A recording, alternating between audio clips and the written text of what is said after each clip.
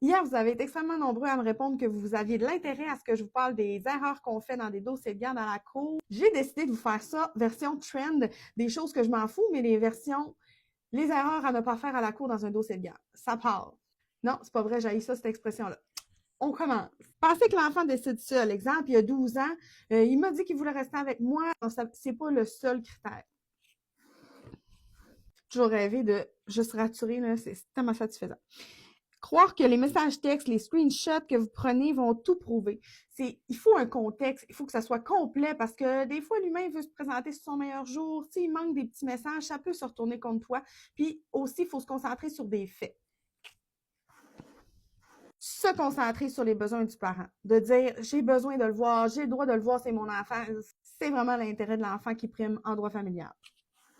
Le oui-dire. Le oui-dire, là, c'est tellement mal compris par les gens. Ce sont des paroles qui sont rapportées à la cour. Lorsque vous dites, par exemple, mais ma voisine a dit qu'il crie après les enfants. Vous n'avez pas le droit de dire ça. C'est inadmissible en preuve. Il faudrait que la voisine vienne témoigner elle-même. La plupart des gens vont dire, ouais, mais c'est à moi qu'elle l'a dit. Ouais, mais c'est exactement la définition du oui-dire. Ça fait pas.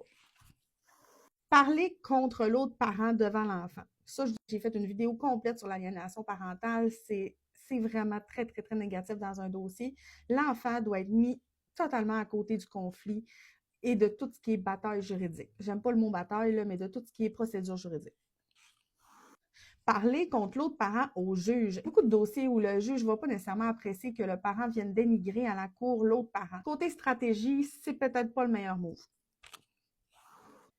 Vouloir gagner plutôt que collaborer. Je le dis à tous mes clients, il faut ravaler sa fierté, il faut penser à l'enfant, puis je pense que c'est toujours gagnant de dire qu'il y a de la collaboration pour la communication, de la collaboration pour que l'enfant ait des activités. C'est toujours, à mon avis, gagnant. Utiliser les réseaux sociaux contre l'autre parent.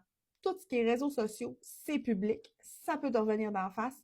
Puis, c'est vraiment pas une bonne idée là, de parler en public comme ça contre son ex.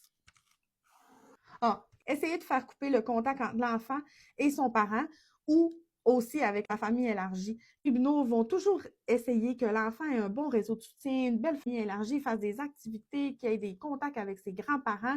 Donc, c'est vraiment pas une bonne idée de tout couper ça.